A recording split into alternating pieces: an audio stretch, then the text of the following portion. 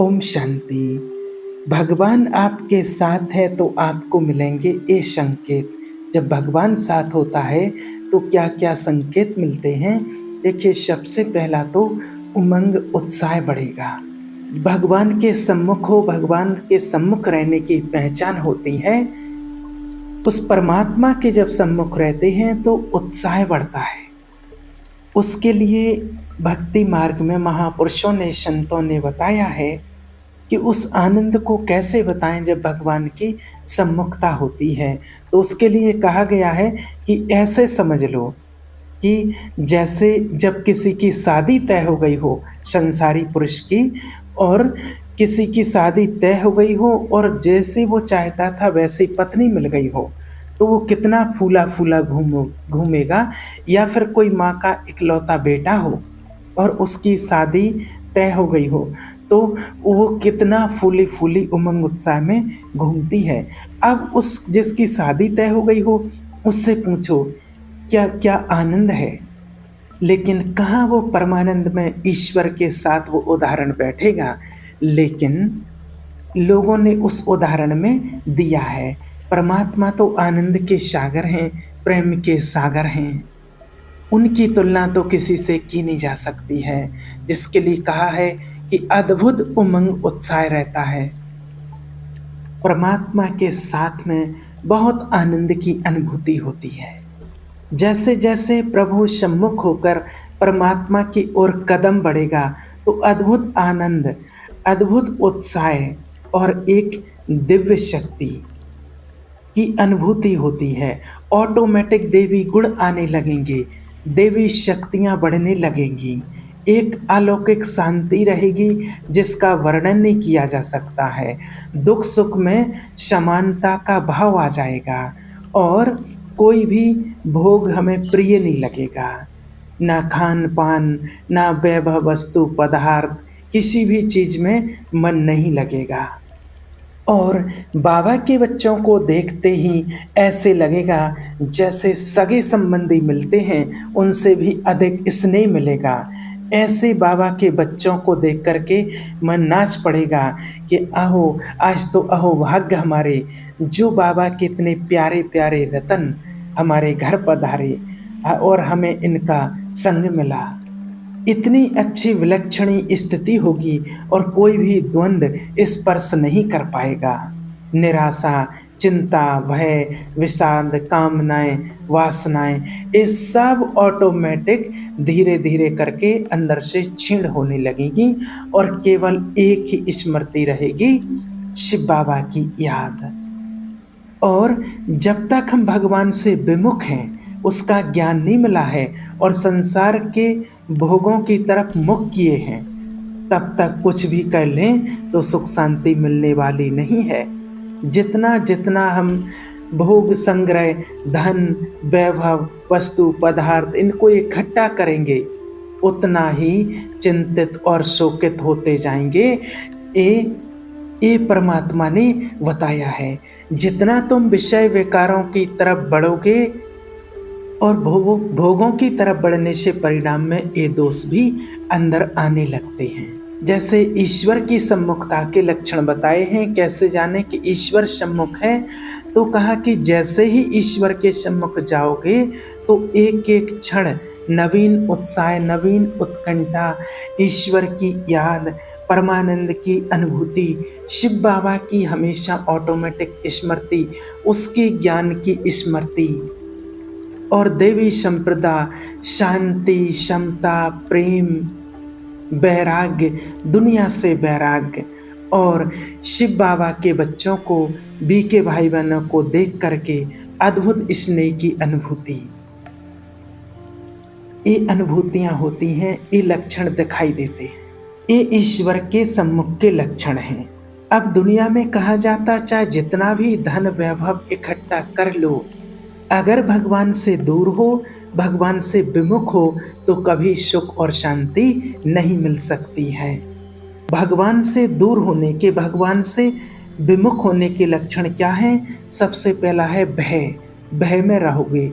भय, विषाद, चिंता, राग, द्वेष, वैर, अशांति, द्रोह, हिंसा, कामनाएं, इच्छाएं, वासनाएं, ममता, दुर्गुण, दुर्विचार और भयानक दुख, ये हैं ईश्वर से विमुख होने के लक्षण।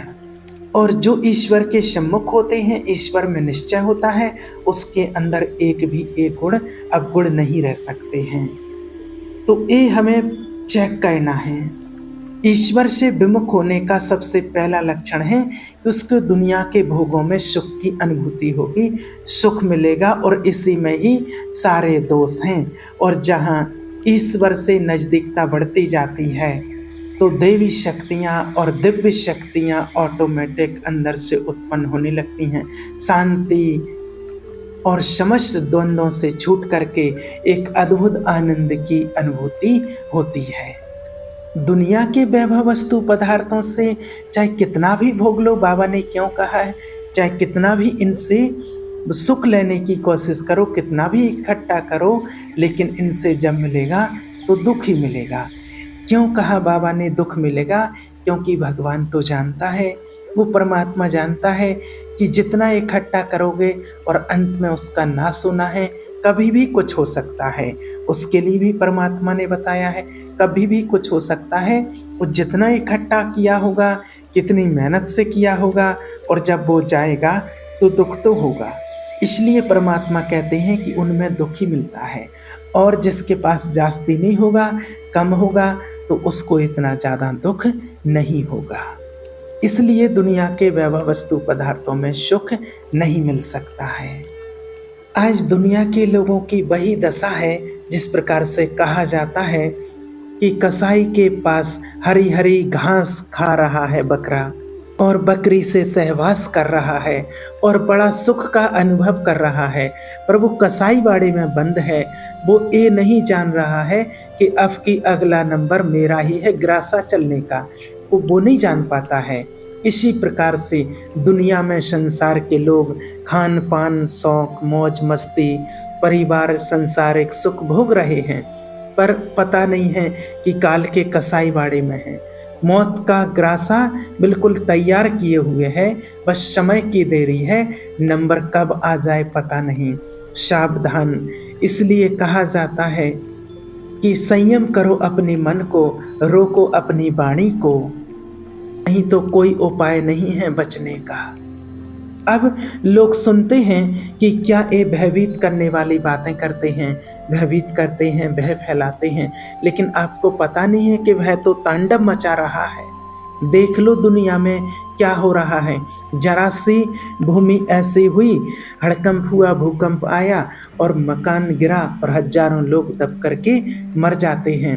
जल में उफान आया, एक लहर आया और प्रांत का प्रांत नष्ट कर दिया। क्या क्या लीलाएं चल रही हैं प्रकृति की। तो कभी हमारा भी तो नंबर आ सकता है ना कोई तो आता है। भय, रोग, घटना, कुछ ना कुछ तो संसार में चलता ही है। और दुनिया में लोग मस्त हैं, जैसे बकरा हरी हरी घास खा के मस्त है। और वो बकरे को लगता है कि हम बड़े सुखी हैं, पर उसको पता नहीं कि अगला नंबर मेरा ही है। और देखिए, कहा जाता है कि बिना सूचना दिए, बिना राय के, और मृत्यु किसी का भी नाश कर देती है। मृत्यु किसी से राय नहीं लेती है, किसी की प्रतीक्षा नहीं करती है। मृत्यु ये नहीं कहती है कि अब किसी से मृत्यु राय नहीं लेती है कि हमारी प्रार्थना स्वीकार करो, अब हम अपना कार्य शुरू करें, अगर आपकी आज्ञा हो तो। अगर ऐसा हो तो कोई भी तैयार नहीं होगा, कोई भी नहीं। बिना आपको सूचना दिए, बिना आपकी राय के, वो आपका कभी भी नाश कर सकती है, अंत कर देती है मृत्यु। इसलिए वो आप पर आक्रमण करे और उसके पहले ही आप तैयार हो जाओ, और वो कब करेगी कोई पता नहीं है।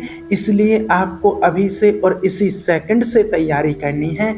शिव बाबा जो कहते हैं, परमात्मा कहते हैं कि हर घड़ी को अंत घड़ी समझो, कभी भी अंत आ सकता है। इसलिए हर समय रेडी रहो, चलने के लिए तैयार रहो, गफलत नहीं करो। कभी ये नहीं सोचो कि कर लेंगे, कल कर लेंगे। कल कल करते करते कहते हैं काल आ जाता है, और कल कभी आता नहीं है, और काल आकर के ले जाता है। इसलिए जो भी कहना है अब भी करो, इसी क्षण से करो। अपनी एक एक श्वास को, एक एक वृत्ति को शिव बाबा के लिए अर्पण कर दो। श्वास श्वास में उस परमात्मा का सिमरन करते रहो। महापुरुषों ने कहा है, शास्त्रों में लिखा हुआ है, कहते हैं कि जन्म के ही साथ मृत्यु पैदा हो जाती है। जब जन्म हुआ था तब मृत्यु पैदा हो गई थी और तुम्हारे साथ साथ चल रही है, और वो अवसर देख रही है, समय देख रही है, जहाँ पूरा हुआ और वो अपना समय कर देती है। इसलिए प्रति क्षण तुम मृत्यु की दृष्टि में हो। शिकार बिल्कुल लक्ष्य पर है समझो, और मृत्यु का अंतिम स्पर्श हर किसी का नाश कर देता है।